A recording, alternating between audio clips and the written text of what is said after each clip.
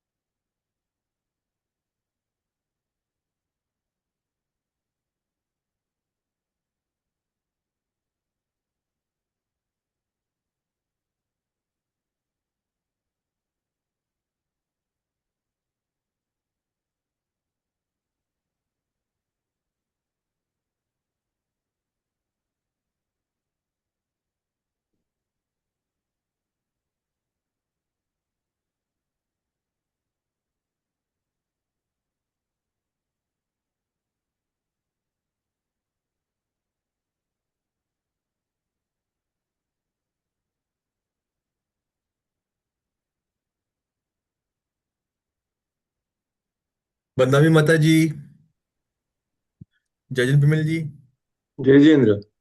माता जी आई थी अभी वापस. मैंने बोला 2 मिनट वेट करते हैं, कोई ज्वाइन नहीं हुआ था.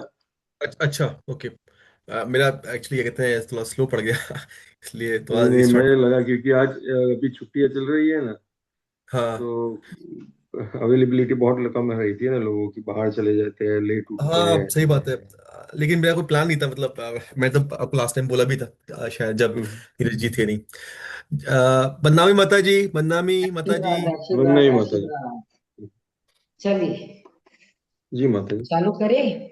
जी माता जी जी. माता मोक्ष मार्गस्य नेतारम् नेतारं वेत्तारम् भेदारं धर्मभूभृताम् कर्मभूभृतां ज्ञातारम् ज्ञातारं विश्वतत्त्वान् विश्वतत्त्वानां वन्दे वन्दे तत्त्वमूर्तये। तत्त्वमूलतये.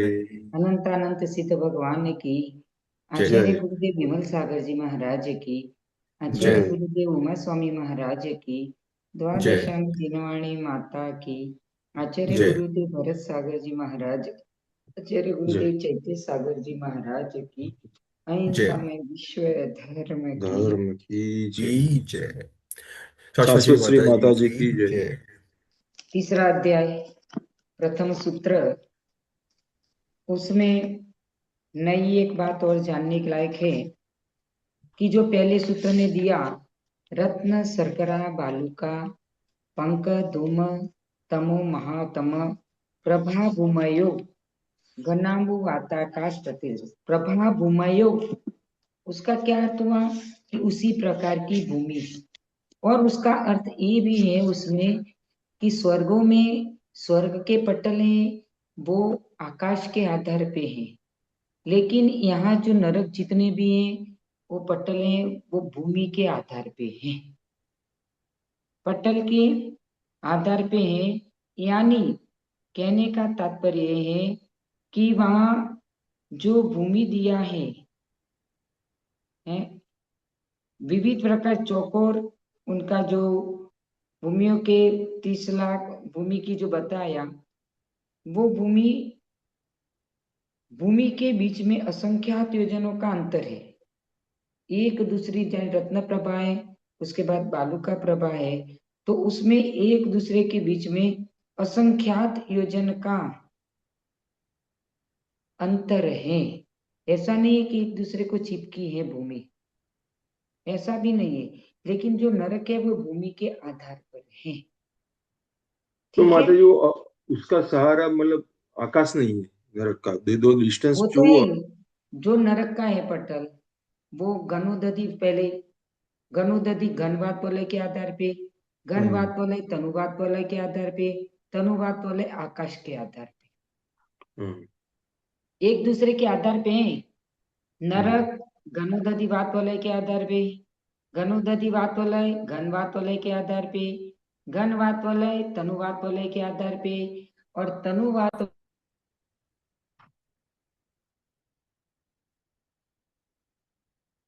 माता जी आपका आवाज नहीं सुनाई देता। हाँ, तनु वात वलय है, वह आकाश के आधार पे है। हम्म। तनु वात वलय आकाश के आधार पे है। हम्म। ठीक है ना। हम्म। तो यहाँ उनके बताया तो कि भूमिया गणोदधि गणवात वलय और तनुवात वलय और आकाश के आधार पे, अर्थात प्रत्येक भूमि गणोदधि आधार से स्थित है। ठीक है, जी माता जी। तो इसमें चलिए। माता जी अंतर क्या रहा, मतलब ये तो हर जगह सेम ही है, चीज है ना, मतलब कि आकाश का जो हाँ आधार है। हाँ, तभी सभी नरक के 3 वाक्यों के आधार पर हैं। जी नरक माता के जी। 3 वाक्यों के आधार पर है, कहने का तात्पर्य ये है। नरक है वो 3 वाक्य के आधार पर है। और प्रत्येक पटल कैसे है, वहां पटल 13, 11, 9, 2 2 के अंतर में पटल है, टोटल 49 पटल है। वो पटल कैसे है? जैसे एक मिट्टी का थर, उसके पर दूसरी मिट्टी का थर, दूसरे पर तीसरी मिट्टी का थर, और उसी में वो पटलों में बील हैं, वहीं रहते हैं नारकी। और उसमें भी नारकी रहते हैं कितना, तो कहते हैं ऊपर और नीचे 1 1 हजार योजन छोड़कर बीच में रहते हैं नारकी। बिल्कुल ऊपर भी नहीं रहते और बिल्कुल नीचे भी नहीं रहते हैं नारकी। कहाँ रहते हैं? बीच में। नारकी बिल्कुल ऊपर भी नहीं रहते हैं और बिल्कुल नीचे भी नहीं रहते हैं। 1 1 हजार, उसमें जो जितनी जितनी मोटाई है, उनकी मोटाई भी तो बताई है ना, कि भाई पहली भूमि है वो 16 हजार रत्नों की। अव्वल भाग में जो पहला नरक शुरू होता है वो 16 हजार योजन का है। दूसरा पंख भाग, खर भाग 16 हजार योजन का, पंख भाग 84 लाख योजन का, 84 हजार योजन का। अब्बाउल भाग, बाकी का बचा तीसरा भाग अब्बाउल भाग है, उसकी मोटाई 80 हजार योजन है। फिर नारकी, नारकियों के रहने का आवास को नरक कहते हैं। रत्नबा पृथ्वी प्रथम भाग, और दूसरे भाग में नरक वहां देव लोग रहते हैं, वो अपन ने देख लिया। इस सर्वार्थ सिद्धि का पढ़ के बता रही हूं उन्हें, कि उसमें देव लोग रहते हैं पहले और दूसरे भाग में, वहां नरक नहीं है। तीसरे भाग में नरक है। और वह नरक भूमि के तीसरे भाग की और शेष 6 भूमियों की जितनी जितनी मोटाई है, मतलब वो मोटाई की मोटाई भी बताई नहीं, कि मोटाई बताई है नीचे और ऊपर 1 1 हजार योजन छोड़ के हैं वो। और बीच में नारकी रहते हैं, ऊपर के 1 हजार योजन में और नीचे के 1 हजार योजन में, प्रत्येक नरक के ऊपर के एक जितने मोटी है उसमें ऊपर का 1 हजार योजन छोड़ दिया, नीचे का 1 हजार योजन छोड़ दिया, और बीच की जो जगह है शेष जगह, उसी में नारकी रहते हैं। नारकियों की बिल की संख्या अपन ने देख ही ली, तीस तीस लाख 25 लाख कितनी है बताओ? टोटल 84 लाख है माता जी। 8 पंचविंशति पंचदश दश त्रि पंचोनैक नरक शत सहस्राणि पंचचैव यथाक्रमम्। टोटल क्रम से, 84 लाख बिल की, 84 लाख बिल की नहीं, संख्या है। 30 लाख, टोटल 84 लाख। हम्म। पहले नरक की कितनी है? 30 लाख। 30 लाख। दूसरे नरक की, 25 पच्चीस लाख लाख तीसरे नरक की, 15 लाख। 15। 15 लाख। चौथे नरक की? 10 लाख। पांचवें नरक की? 3 लाख। 5 लाख। छठे नरक की? 5 लाख, पांच कम तो एक पांच लाख कम 1 लाख। हम्म। पांच बिल कम 1 लाख। और हम्म। सातवें नरक की 5। 5 बिल। सिर्फ 5, सातवें नरक में सिर्फ 5 बिल हैं। सातवें नरक में सिर्फ 5 बिल 5 बिल बताए है। गए हैं। हम्म। ठीक है। हम्म। आज हम वो जी देख माता रहे थे जी। तो उसमें सर्वार सिद्धि में ये चीज नहीं मिली मेरे को कि भाई प्रत्येक के ऊपर का 1,000 योजन, प्रत्येक नरक का नीचे का 1,000 योजन, उसमें नारकी नहीं रहती। बीच की चीजों, बीच के भाग में, मध्य भाग में नारकी निवास करते हैं। ठीक है। हम्म। अब नरक मा- में क्या होता है? माता जी, एक और जिज्ञासा है। हम्म। तो अभी ये चल हम अब हम जो आदि पुराण पढ़ते हैं उसमें अभी ऐरावत हाथी का वर्णन आया था। हम्म। उसमें पूरा ऐरावत हाथी का डिस्क्रिप्शन किया था। तो हम जब ये नरक का पढ़ते हैं तो उसमें योजनों की और पृथ्वी की संख्या तो चलो योजनों में मान ली जाए। तो उसमें ऐरावत हाथी का भी बहुत इतना सारा योजन है, इसका कद ये हो ये है, मतलब वो कैसे, मतलब उसको वो ये जो लिखा हुआ है वो ऐरावत कभी हाथी कभी। के 32 दांत होते हैं, दांतों पे सरोवर होता है, सरोवर पर भी हाँ। नरकिया होती है। हैं ये तो बस सही, वो विक्रिया से बनाते हैं। विक्रिया से बनाते हैं, हाँ देव ही हाँ। बनते हैं। हम्म। देव ही जो अनेक जाति के देव होते हैं, वो हाँ देव हाँ ही हाँ। बनते हैं। बराबर, हाँ बराबर, ये बराबर आ गया ये, क्योंकि वो उसमें आया था विक्रिया से बनाया हुआ है, बराबर। हाँ, अनेक जाति के हम्म देव होते हैं, वो ही बनते हैं वो। हम्म भैरव, जो भी देवों को दुख कौन सा होता है? मानसिक दुख होता है। उनके पास वैभव की कमी नहीं है, उनके हम्म पास सब कुछ है, लेकिन उनके पास मानसिक दुख है कि मैं भी देव हूं, ये भी देव है, फिर भी मेरे को वाहन बनना पड़ रहा है। खुद नहीं बनता है, विक्रिया होती है। खुद तो अपने विमान में से बाहर भी नहीं निकलता है, लेकिन विक्रिया से भी बनता है। तो उसके मन में ये होता है कि देखो, मेरे को हाथी बनना पड़ा, मेरे को ये बनना पड़ा है, तो ये गधा बनना पड़ा, घोड़ा बनना पड़ा, कुछ भी बनना पड़ता है। तो ये उसी के कारण से दुखी होते हैं, कमी किसी हम्म। चीज की नहीं है। नारकियों के मानसिक दुख होता है, अरे देवों के देखो। मानसिक दुख होता है। अपने यहाँ भी होता है ना, हमारे पास गाड़ी है, घोड़ा है, सब है, लेकिन पड़ोसी के वहां बढ़ गया तो क्या होता है बताओ? हमारे पास एक गाड़ी है, पड़ोसी के पास 2 गाड़ी हो गई तो क्या होता है बताओ? वो मानसिक दुख, जेलसी। मन में तकलीफ होती है ना, कि नहीं हम्म। होती है बताओ? तकलीफ होती है ना मन में, जी माता है? जी। वैसा देवों में भी है, देख के उनको मन में होता है। तो ये नारकी है, ये भूमि पे रहते, भूमि नीचे आधार, नारकियों के रहने के बिल के आधार वो भूमि है। स्वर्गों में देवों के रहने का स्थान भूमि नहीं है। वहां तो आकाश के, कहीं पानी कहीं आकाश, उसके माध्यम से रहते हैं, उसमें रहते हैं वो। लेकिन नारकियों को तो भूमि का ही आश्रय लेते हैं वो। हम्म नारकियों के निवास स्थान भूमि के आश्रय से अवस्थित हैं। ध्यान रखना ये पॉइंट। देव भूमि के आश्रय से नहीं रहती स्वर्ग में, लेकिन नारकी को भूमि के आश्रय से रहना पड़ता है। और प्रत्येक नरक के ऊपर के और नीचे के 1,000 योजन छोड़कर मध्य भाग में नारकी निवास करते हैं। हम्म। ठीक है। ये 2 पॉइंट महत्वपूर्ण है, उसको ध्यान रखना। अब आगे माता अपन माता जी, निकलता है। एक एक एक प्रश्न है कि आप जो हम्म। बोले कि ऊपर हर नरक के ऊपर के 1,000, एक हजार योजन छोड़ के नीचे 1,000 योजन छोड़ के नारकी रहते हैं। जो हम्म। पहला नरक है, पहले नरक के तो तीन तीन भाग थे, खर भाग, पंख भाग और अब्बुल भाग। तो खर भाग में तो शायद मेरे ख्याल से आप बता रहे थे वेंतर और असुर रहते हैं, और जो पंख भाग होता है उसमें एक प्रकार के राक्षस और वेंतर रहते हैं। तो लास्ट भाग जो है अब्बुल भाग, उसमें नारकी रहते हैं। तो बीच में कैसे हुए? ये तो लास्ट में तो आया इसमें।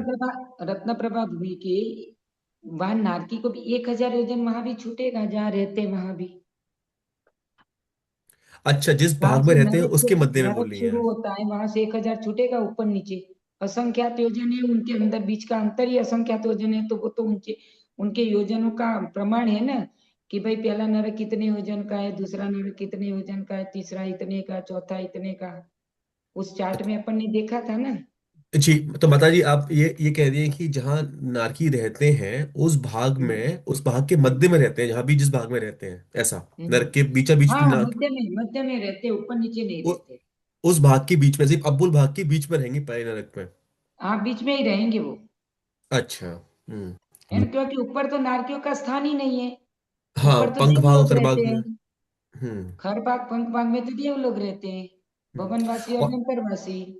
हाँ, और माता जी जैसे कि एक जगह एक चर्चा हुई थी हम लोगों की, क्या कहते हैं कि आपने बताया था उसमें कि रत्न प्रवाह, शकर प्रवाह, बालू का प्रवाह, इस तरीके के जो क्या कहते हैं ये भूमियां हैं, जो नरक की भूमियां हैं। और हम्म। ये जो नरक और जो नरक के नरकों के नाम है धम्मा, वंशा, ये इस तरह के जो नाम है, ये जो रूढ़िगत ये नाम है, रूढ़िगत नाम है वो। किसमें माता जी? रूढ़िगत यानी पर्यायवाची नाम, पहले रूढ़िगत, ऐसे अच्छा नाम। अच्छा अच्छा अच्छा हाँ, अच्छा अच्छा। पर्यायवाची नाम है उसके। अच्छा। है ना। चलिए, अब आगे उनके बिलों की संख्या देखने के बाद, कि अब कहते हैं कि नारकियों में परिणाम कैसे होते हैं। वह नारकी सातुभूमि में उसमें विशेषता क्या होती है, तो उसको बताते हुए आगे का तीसरा सूत्र कह रहे, नारकी नित्या, नारकी नित्य। नारका नित्य। नारका, नारका नित्या नारका नारका नित्य। नित्या। शुभतरलेश्या शुक्तरलेश्य। शुक्तरलेश्या। परिणाम दे वेदना विक्रिया। परिणामदेव प्रणाम दे वेदना वेदना विक्रिया। विक्रिया। नारका नित्या शुभतरलेश्या नारका नारका नित्य नित्या शुक्तरलेश्य। शुभतरलेश्या। परिणाम दे वेदना विक्रिया। परिणामदेव प्रणाम दे वेदना वेदना विक्रिया। विक्रिया। नारकियों के क्या है, इसमें संधि विच्छेद करेंगे तो अपने को नित्य, नारकी नित्य अशुभतर निकलेगा। अशुभतर लेश्या, अशुभतर परिणाम, अशुभतर देह, अशुभतर वेदना और अशुभतर विक्रिया। मतलब आगे आगे नरकों में बढ़ता जाता है। पहले नरक में जितनी वेदना है उससे ज्यादा दूसरे नरक में, उससे ज्यादा तीसरे नरक में, उससे ज्यादा चौथे नरक में, उससे ज्यादा पांचवें छठे सातवें नरकों में है। देह भी गन, पहले नरक में जैसी देह है उससे ज्यादा खराब अशुभ देह दूसरे में, तीसरे में, चौथे में, एक से एक आगे आगे आगे आगे आगे खोटी खोटी खराब खराब देह होती जाती है, अशुभ अशुभ होती जाती है। परिणाम भी उनके गिरते जाते हैं। पहले नरक में जैसे क्षायिक सम्यक दृष्टि बहते हैं तो उसके परिणाम अच्छे हैं, लेकिन दूसरे नरक में, तीसरे नरक में भी मोक्ष जाने वाले जीव बैठे हैं, उनके परिणाम इतने अच्छे नहीं होते जो पहले नरक में नारकियों के परिणाम होते हैं। एक दो तीन नरक से निकला हुआ जीव तीर्थंकर बन सकता है। बनता ही है ऐसा नहीं, बन सकता है। पहले, दूसरे और तीसरे नरक से निकला हुआ जीव तीर्थंकर बन सकता है। चौथे नरक से निकला हुआ जीव मोक्ष तो जा सकता है लेकिन तीर्थंकर नहीं बनेगा। नोट कर लेना आप। एक दो तीन नरक से निकला हुआ जीव तीर्थंकर बन सकता है। चौथे नरक से निकलकर जीव मोक्ष जा सकता है, तीर्थंकर नहीं बन सकता। पांचवें नरक से निकला हुआ जीव महाव्रती बन सकता है, मोक्ष नहीं जा सकता। छठे नरक से निकला हुआ जीव देशव्रती बन सकता है, महाव्रती नहीं बन सकता। और सातवें नरक से निकला हुआ जीव सम्यक दर्शन को प्राप्त कर सकता है लेकिन व्रती नहीं बन सकता।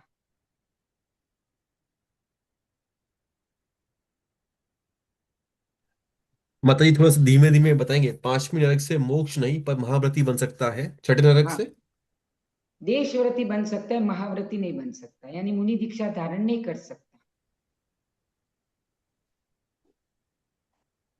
और सातवें नरक से निकला हुआ जीव सम्यक पद को तो प्राप्त कर सकता है, लेकिन व्रतों को ग्रहण नहीं कर सकता।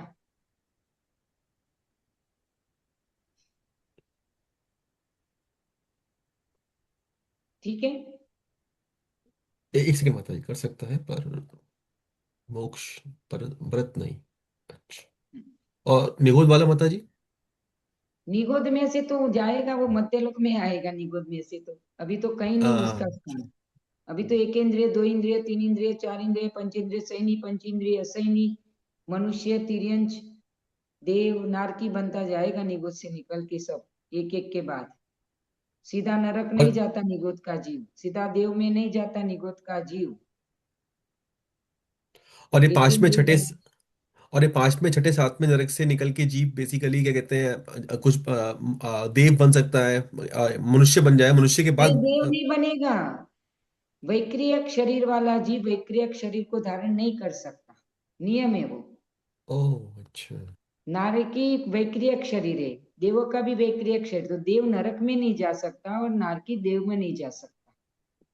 चारों जगह के द्वार खुले तो मनुष्य और तिर्यंचों के लिए वो देव में भी जा सकते हैं, नरक में भी जा सकते हैं, तिर्यंच में भी जा सकते हैं, मनुष्य में भी जा सकते हैं, मनुष्य और तिर्यंच। लेकिन देव और नारकी के लिए दो ही स्थान है, मनुष्य या तिर्यंच। देव अच्छा। मर के देव नहीं बन सकता, देव बन के नारकी नहीं बन सकता, नारकी मर के नारकी नहीं बन सकता, नारकी मर के देव नहीं बन सकता। बनेगा तो मनुष्य बनेगा या तिर्यंच बनेगा। अच्छा, और ये पांचवें नरक से क्या कहते हैं, मोक्ष नहीं जा सकता पर महाव्रती बन सकता है, महाव्रती बनने के हाँ बाद फिर दूसरा धारण करेगा व्रत, मतलब हाँ, भव, और फिर जा सकता है मोक्ष। फिर देवगति में जाएगा, महाव्रती बन के देवगति में जाएगा, वहां से आके व्रतों को धारण करके मोक्ष जा सकता जी माता जी। है ना। हाँ जी माता जी। तो ये कहते हैं कि उन देवों में क्या होता है, तो कहते अशुभतर लेश्या, नारकी निरंतर हमेशा, अशुभतर लेश्या, अशुभतर परिणाम, अशुभतर मतलब आगे आगे ज्यादा ज्यादा अशुभ अशुभ होता जाता है।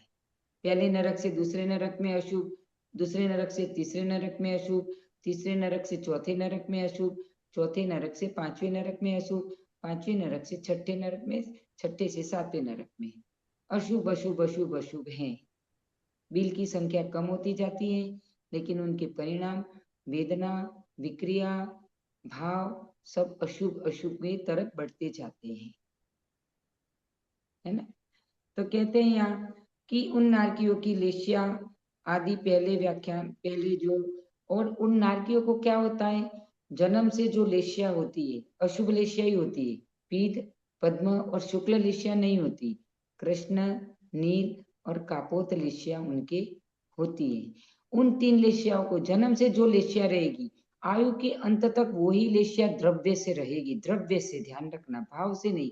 भाव से लेशिया में परिवर्तन आ सकता है, लेकिन द्रव्य से उसकी कापोत लेशिया है तो कापोती रहेगी, नील है तो नीली रहेगी, और कृष्ण है तो कृष्ण ही रहेगी। जन्म से जो लेशिया है वही अंत, आयु के अंत तक वही लेशिया रहेगी द्रव्य से, और भाव से उनकी लेशिया बदली जाती है, बदल सकते हैं।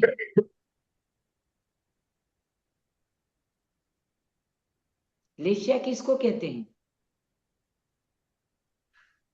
बताइए। तो लेशिया किसको कहते वही सोच रहा था कब से, पता है लेसिया का हैं? मीनिंग वो याद नहीं है। कषाय से अनुरंजित आत्मा के परिणाम, तुम्हारी कसाई में कितनी कलुषता है उस हम्म हिसाब से तुम्हारे परिणाम बनते हैं, वो लेशिया हैं। तुम्हारे हम्म कसाई में कितनी मंदता है उस हिसाब से जो परिणाम बनता है वो लेशिया है।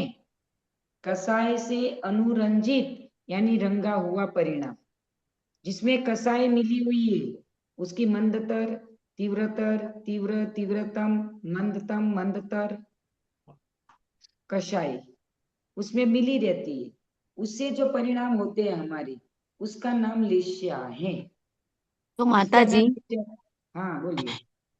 तो अपने को पता चलता है अपनी कौन सी लेसिया है, ऐसा क्यों? पता चलता क्यों नहीं? किसी के प्रति अति तीव्र ईर्ष्या के भाव आ जाते हैं तो समझ लेना हम कृष्ण लिष्य वाले हैं अभी। है? अच्छा। ओहो। तीव्र भाव आते हैं तो अपन जानते नहीं है।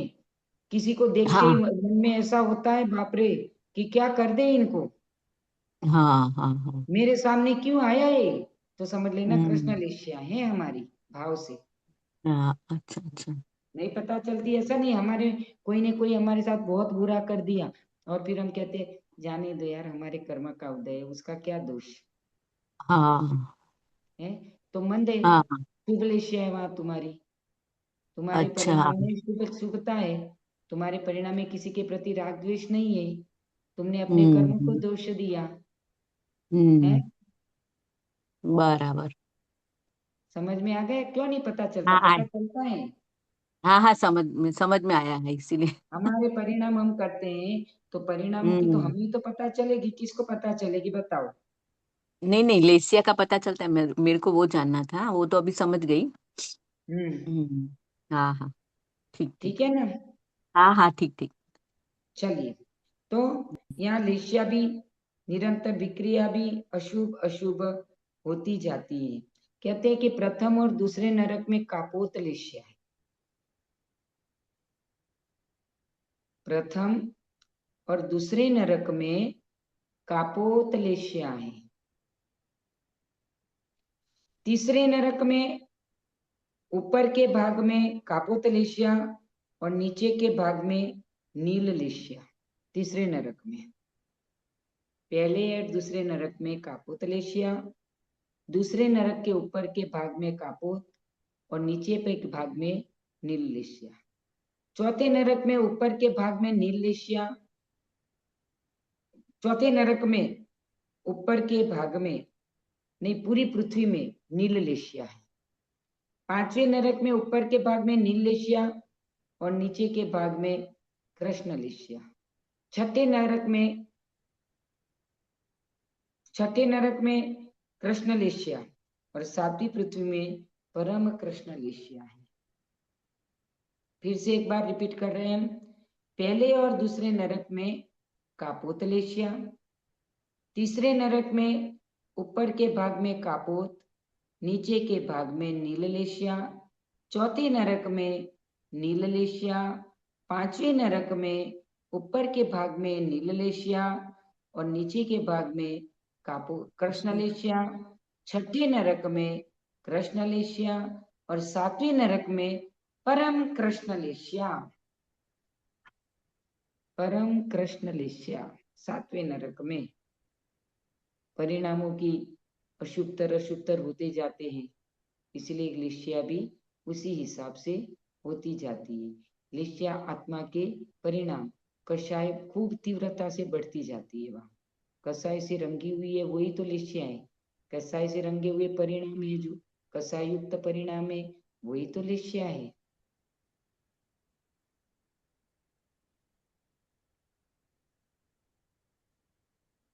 समझ में आ रहा जी माता जी। जी बताइए। है?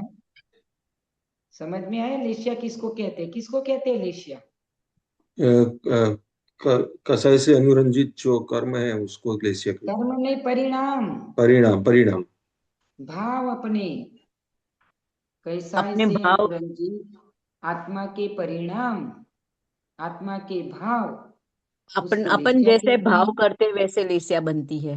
बराबर ना? हाँ, अपने इसीलिए तो कहते हैं हमेशा शुभ भाव में रहो, ताकि शुभ हाँ। लिष्या रहेगी तुम्हारी। बराबर। ठीक है? तो हाँ एक हाँ। सातों नरक में, सातवें नरक में परम कृष्ण लिष्या होती है ना? और द्रव्य से ये लिष्या जन्म से लेके अंत तक एक ही होती है। जो लिष्या यदि जैसे पांचवें नरक की बताई कृष्ण लिष्या, तो जन्म लिया तो अंत आयु के अंत तक कृष्ण लिष्या ही रहेगी द्रव्य से। बाकी परिणामों में जैसे जैसे उथल पाथल होगी वैसे वैसे ऊपर नीचे होता जाएगा लिष्या भाव की अपेक्षा। बाकी नियम से, द्रव्य से यही लिष्या रहेगी। पहले नरक की कापोतलेशिया है, दूसरे नरक की कापोतलेशिया है, तो नियम से वहां के जीवों की जन्म से लेके आयु के अंत तक कापुत लिस्या ही रहेगी, लेकिन परिणाम बदलते हुए बीच में भाव के अपेक्षा लिस्या में परिवर्तन आ सकता है। भावों की अपेक्षा द्रव्य से कभी भी कोई लिस्या में परिवर्तन नहीं आता। ठीक है,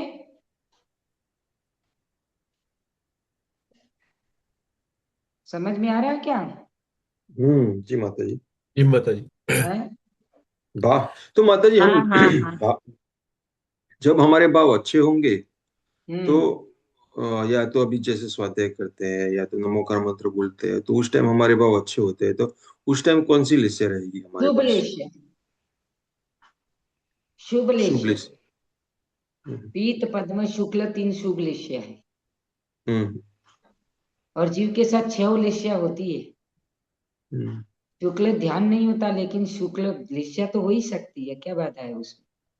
तुम्हारे परिणाम अच्छे हैं तो शुक्ल लिस्या क्यों नहीं हो सकती? और तो उस टाइम जब वो जीव का देह छोड़ के चला जाता है, जब उस टाइम, तो उस टाइम उनका जो परिणाम तो वो तो हम तो नहीं, शायद उसका अच्छा परिणाम हो तो उसको अच्छी गति भी मिल सकती है ना, मतलब। वो जाने, केवली जाने। हम्म। हम तो उसको बोल ही नहीं सकते, ना ही वो बोल अपने को बता सकता है। नहीं, वो तो बराबर है। हाँ, वो केवली केवली गम्य हम्म। है ना? हम्म। ठीक है। जी माता जी। अब कहते हैं जो नरक बताए, 7 नरक बताए, तो ऊपर के जो 1 से 4 नरक हैं वो उष्ण नरक हैं। कैसे हैं? उष्ण में रखते 1 से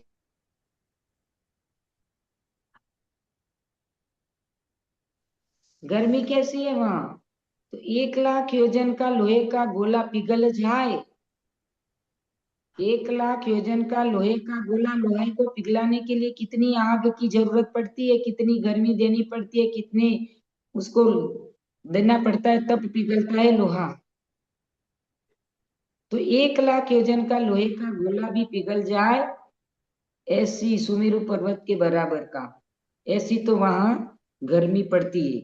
1 थे 4 नरक, 1 2 3 4 नरक में ऐसी गर्मी। 5वें नरक में कहते हैं कि 5वें नरक के ऊपर के 2 लाख बिल, 5वें नरक में 3 लाख बिल है ना? हम्म। कितने बिल है 5वें नरक की? 3 लाख। 3 लाख भी। 3 लाख।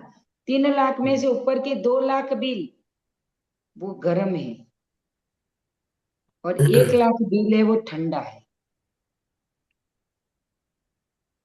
1 लाख बिल है वो ठंडे ठंडा है। हैं, और ऊपर के 2 लाख बिल है जो वो उष्ण वेदना वाले हैं। छठे नरक के पूरे शीत, शीत वाले हैं। छठा नरक नरक में भी शीत वेदना, और 7वें नरक में भी शीत वेदना। यानी ऊपर के चौथा नरक तक और 5वें नरक के 2 लाख बिल उष्ण वेदना वाले हैं, यानी वहां गर्मी है भयंकर। और 5वें नरक के 1 लाख बिल, छठा नरक और 7वां नरक ये शीत वेदना वाले हैं, यानी लोहे का गोला ऐसा पानी करके अंदर डाला है तो बर्फ के जैसे जम जाए, इतना ठंडा है वहां, इतना सर्दी है वहां। अभी अपने को थोड़ी सी सर्दी लगती है तो अपन कितने कपड़े पहन के बैठ जाते हैं, बताओ? बैठ जाते हैं कि नहीं? है? सही बात है। कितने कपड़े पहनते हो? पता ही नहीं चलता, अपने शरीर के वजन से ज्यादा तो कपड़े का वजन हो जाता है। 1 2 3 4 5 6, 6 पहन लेते हैं। और वहां ऐसे, अब सोचे जैसे सर्दी लग रही है, और वहां ये चिंतन करे कि नरक में इतनी सर्दी है कि लोहे का गोला भी जम जाए, और वहां कुछ भी नहीं, वहां कौन सी रजाई है, वहां कौन से कंबल है, वहां कैसे, कौन सा जैकेट है, वहां कौन सी स्वेटर है, मफलर है, टोपा है, कुछ है क्या वहां? है क्या वहां? वहां के नहीं जीव कपड़े कैसे का रहते होंगे माता जी? नहीं। है। वहां के जीव वहां कैसे जीते सहते कैसे होंगे? होंगे? बस यही हम बोल रहे हैं कि कैसे रहते हो। हम थोड़ी सर्दी से रात में हम कभी कभी यहाँ कमरे में थोड़ा सा, यहाँ सर्दी है 4-5 डिग्री 3-4 डिग्री चलता है अभी रात का यहाँ। हम्म। और कोहरा भी इतना होता है कि सुबह तो ऐसा लगता है कि खूब बारिश आ गई है, इतना गीला पूरा पानी बहता है, इतना कोहरा होता है। तो फॉग इतना सारा होता है यहाँ। तो हम रात में कभी कभी ये बंद करवा देते हैं, हेलोजन जलाते हैं तो उसको बंद करवा देते हैं। और सोचते हैं उन नारकीय जीवों के लिए कि जो नरक में इतनी शीत की वेदना सह रहे, हम भी नरक में कई बार ऐसी शीत की वेदना सहन करके आए, और यहाँ तो इतनी कोई सर्दी भी नहीं है, फिर भी हम अग्निकाय के जीवों की हिंसा करके अपने आप को बचाने की कोशिश करते हैं।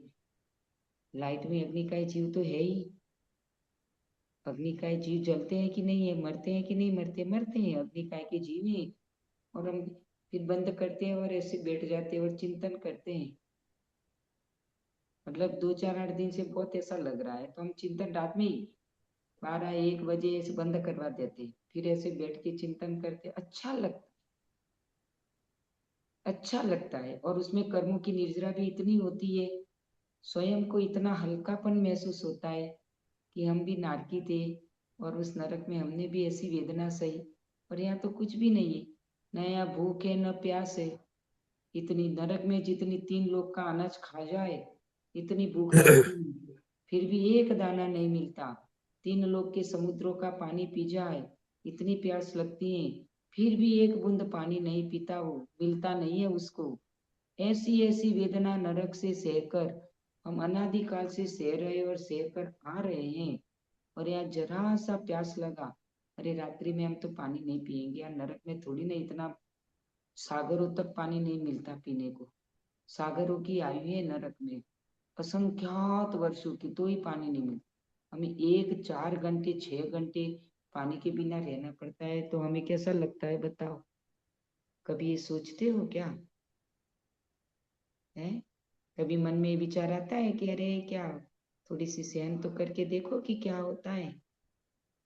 एक महाराज मुनिराज थे, संलेखना चल रही थी उनकी, और संलेखना चल रही थी, अब इतनी प्यास लगी, अंत की और जन्म की, भूख और प्यास अति होती है जिसका वर्णन नहीं हो सकता। जब जन्म लेता है बालक, भूख के मारे रोता है, और मरता है तो भूख और प्यास के मारे उसको आकुलता होती है। तो महाराज जी ने संलेखना ली और पानी पानी पानी पानी करने लगे, अन्न जल का त्याग कर दिया था। अब अन्न जल का त्याग करने के बाद पानी कैसे दिया जाए बताओ? ये आचार्य शांति सागर महाराज जी के समय की बात है। किसी ने जाके आचार्य शांति सागर महाराज जी को ये बोला कि महाराज जी, ये महाराज जी को ऐसी ऐसी वेदना है। शांति सागर महाराज जी वहां से विहार करके उनके पास गए, और जाने के बाद जोर से बोले, क्षपकराज आप महान हो, क्षपकराज की जय हो, क्षपकराज नमोस्तु। कितने भी बड़े आचार्य हो, लेकिन किसी ने अन्न जल का त्याग करके समाधि संलेखना पे बैठा है तो उसको बड़े से बड़ा आचार्य भी नमोस्तु करता है, उसके उनके चरण छूता है। तो उनने एकदम से क्षपकराज की जय हो, क्षपकराज की जय हो, धन्य है क्षपकराज, नमोस्तु नमोस्तु नमोस्तु। एकदम उनने सुना, सुना तो बोले, अरे इतने बड़े आचार्य मेरे को नमोस्तु कर रहे हैं और मैं पानी की लालसा में पड़ा हूं, धिक्कार है मेरे जीवन को। और उनका परिवर्तन, परिणामों में परिवर्तन आ गया, और उत्कृष्ट समाधि करी, बता, उत्कृष्ट समाधि करी उन मुनिराज ने। और ऐसा एक उदाहरण और भी है कि एक मुनिराज उनको संबोधन भी किया। दूसरा एक कोई उदाहरण है कि तुमने नरक में कितना पानी मिला, तुम यहाँ पानी के लिए तड़प रहे हो, तुमने पूरी जिंदगी साधना करी, और जब अंत समय आया तुम पानी पानी कर रहे हो, तो तुम्हारा भाव बिगड़ जाएगा कि नहीं बिगड़ जाएगा? लो तुम्हें पानी पीना है तो एक घड़ा भर के रखा है, पियो। लेकिन नरक में कभी पानी मिला क्या तुम्हें? तो उनको एकदम परिणामों में विशुद्धि बढ़ गई, परिणामों में निर्मलता बढ़ गई। उनने बोला कि क्षमा करना, और उनने त्याग कर दिया और उनकी अच्छी समाधि हो गई। बताओ। तो हम भी कभी कभी ऐसा सोच सकते हैं, रात्रि में भी आधे पानी पियेंगे, देखते हैं क्या होता है। मरने वाले तो है नहीं पानी के बिना। नहीं। ये तो पक्की बात है, पानी के बिना मरने वाले तो नहीं है। लेकिन नरक में पानी नहीं है। हम यहाँ अभ्यास तो करें कि पानी नहीं मिलता है तो क्या होता है, अभ्यास तो करें कि नरक में नहीं जाना पड़े, हमें ऐसा दुख कष्ट सहना नहीं पड़े, हैं? ऐसा दुख कष्ट सहना नहीं पड़े।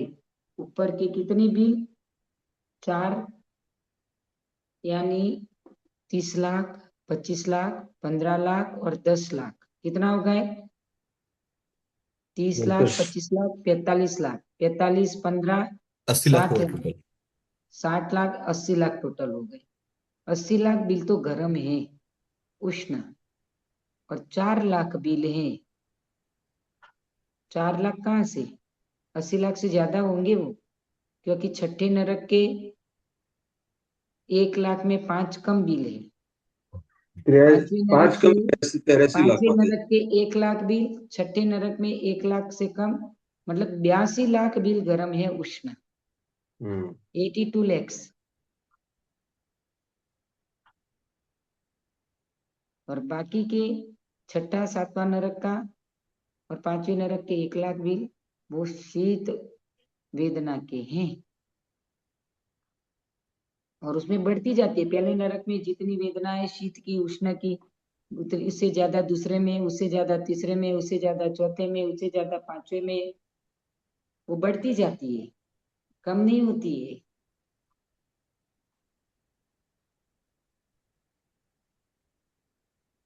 जाना है नरक में? कोई बोलता ही नहीं है, लो बताओ। वो तो हम माता जी बोलते हम क्या जाने। हैं? वो तो हमको क्या पता कहाँ जाएंगे। कैसे नहीं पता? तुम्हें अमेरिका लंदन जाना है तो तुम्हें पता नहीं होता कि मैं लंदन जाना है कि अमेरिका जाना है? तो तुम चाहो कि हमें तो देवगति में जाना है, मनुष्य बनना है, तो टिकट तो वहीं की खरीदोगे, काम तो वही करोगे कि जो देवगति में ले जाए, वो तो माता जी क्रियाएं तो अंतिम वही परिणाम। करोगी कि जो मनुष्य गति में ले जाए। माता जी अंतिम परिणाम कैसे है, वो तो कैसे पता चलेगा अभी। अंतिम परिणामों को छोड़ो, तुम अपनी क्रियाएं तो करो अच्छी। अभी अभी आज तो अच्छी क्रियाएं कर नहीं रहे और अंतिम की सोच रहे हैं अपन, बताओ। हम्म। आज तो शुभ क्रिया में लगो, ताकि ऐसी जगह पे हमें जाना ना ना पड़े। पड़े। हम्म। ठीक है। जी। जी बताइए। चलिए, अब कहते हैं कि उन नारकियों में कौन सा दुख होता है? खाली शीत उष्ण का दुख ही होता है कि और भी दुख है वहां? तो कहते हैं परस्परोदीरित दुखा। परस्परोदीरित परस्परो दुःखाः। विदित। परस्परोदीरित दुखा। परस्परो परस्परोदीरित विदित दुःखाः। दुःखाः। परस्पर में एक दूसरे को दुख देते हैं नारकी। क्या करते हैं नारकी? परस्पर में एक दूसरे को दुख देते हैं। कैसे दुख उत्पन्न करते हैं? तो कहते हैं भव प्रत्यय अवधि ज्ञान है, होता है। नारकियों में कौन सा अवधि ज्ञान होता है? देव और नारकियों में भव वो प्रत्यय प्रत्यय। भव प्रत्यय का अर्थ क्या है?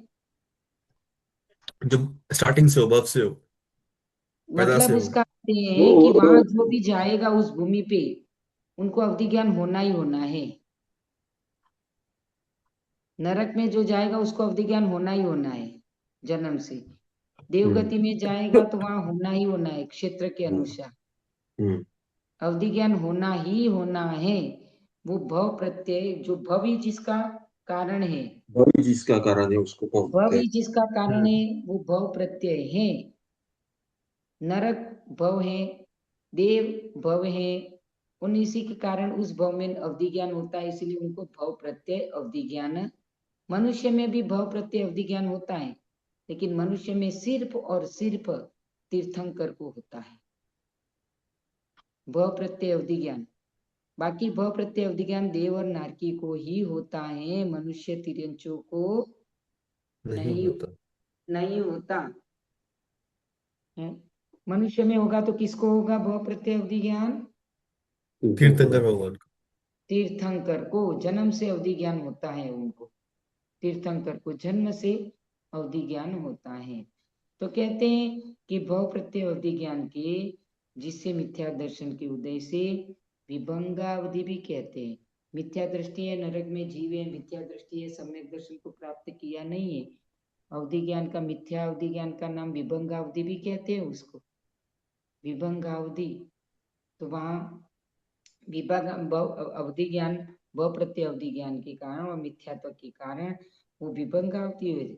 और इस कारण से दूसरे ही दुख, दूर से ही दुख के कारणों को जानकर, दूर से ही कोई व्यक्ति, कोई नारक की जन्म लिया, नारक में गया, उसको देखा, तो उनने अपनी अवधि ज्ञान से जान लिया और उसके पास मिथ्या है। उसने से मैं बताया था एक बार पहले कि माँ बालक की आंखों में काजल डाल रही है, और वो माँ और बेटा दोनों ही नरक में पैदा हुए हैं, एक भाव के नहीं होते। दूसरे भाव में, तीसरे भाव में, चौथे भाव में, कोई पहले भाव में गया, कोई चार भाव में के बाद गया, लेकिन वहां यदि मिल जाते हैं, तो मिल जाते हैं तो क्या होता है, तो वो नारकी मिथ्या अवधि ज्ञान लगाता है, विभंग अवधि लगाता है। और विभंग अवधि लगाकर वो ये कहता है कि इसी ने मेरी आंख फोड़ने के लिए मेरी आंखों में उंगली डाली है। लेकिन माँ का परिणाम ऐसा तो था नहीं। माँ का परिणाम क्या था कि बेटे के आंख में काजल डालो। क्या परिणाम था? हम्म, खोटे परिणाम थे क्या माँ के? नहीं। हैं? खोटे परिणाम थे क्या? नहीं माता जी। मत फिर भी बताइए, क्या नरक में भी, सोचता है? नरक में भी क्या हाँ, नरक में भी क्या शिशु पैदा होते हैं या एडल्ट अवस्था में शिशु पैदा नहीं, मतलब? शिशु नहीं होता। वो नारकी जैसे देव में 16 साल के बालक के जैसे बड़ा दिखता है, वैसे नरक में भी 16 साल के 16 साल के जैसे ही बड़ा ही जन्म ले लेता है सीधा। उस बड़े बच्चे के लगाते समय ना काजल ऐसा? पहले पहले लगाया था कभी किसी भाव में माँ ने बेटे की आंखों में काजल, अच्छा। या किसी कारण से वो नरक में जन्म ले लिया दोनों ने ही। तो फिर वहां ये सोचता है वो कि मेरी माँ हम्म। ने मेरी आंख फोड़ने के लिए मेरी आंखों में उंगली डाली। ये नहीं सोचता मेरी आंख अच्छी करने के लिए उसको काजल लगा रही है, क्योंकि उसका मिथ्या अवधि ज्ञान है, विभंग अवधि है उसके पास। समझ में आया? जी माता जी। और वो उसके इसमें कि जब माँ और बेटा दोनों ही नरक में हो, सेम नरक में। हाँ, सेम नरक में होंगे तभी तो होगा वहां हम्म। नरक में। और फिर ऐसा करके फिर उसको त्रास देता है, फिर वो बेटे का जीव माँ के जीव को त्रास देता है। बात तो अच्छा कर रही थी, फिर भी उसको देखो अब कितना कष्ट देता है वो। मारना, कूटना, पीटना, आंखें फोड़ना, आंखें निकाल देना, आंखों में गरम गरम लोहे के वो डाल देना, इतनी यातना देता है। ये मिथ्या अवधि ज्ञान का कारण होता है। मिथ्या अवधि ज्ञान है उसके, भव प्रत्यय अवधि ज्ञान। परस्पर में एक दूसरे को दुख देते रहते हैं, कारणों को जानते हैं और जानने के बाद एक काम करते रहते हैं। और उसकी वैर की गांठों को ऐसी बातें, अपन भी यहाँ वैर की गांठ को बांधते हैं कि नहीं? किसी के प्रति वैर बांध लेते हैं कि नहीं, बताओ? किसी के प्रति वैर बांध लेते हैं कि नहीं हम्म। है? इसीलिए कहा है कि परिणामों में इतनी सरलता रखो, किसी को बुरा कर्म, अपने कर्म को बुरा मानो, दूसरे को बुरा मत मानो। मेरे कर्म बुरे हैं इसलिए मेरे साथ ऐसा हुआ है, मैं किसी को दोष नहीं देता, मैं किसी को दोष नहीं देता। ये परिणाम अपने हमेशा रखना चाहिए। हमारे कर्म नबड़े होते हैं, हमारे कर्म ढीले होते हैं, हमारे कर्म ऐसे होते हैं, तब तो हमारे साथ ऐसा होता है। नहीं तो क्यों होता बताओ? क्यों होता बताओ? होता क्या? हम्म?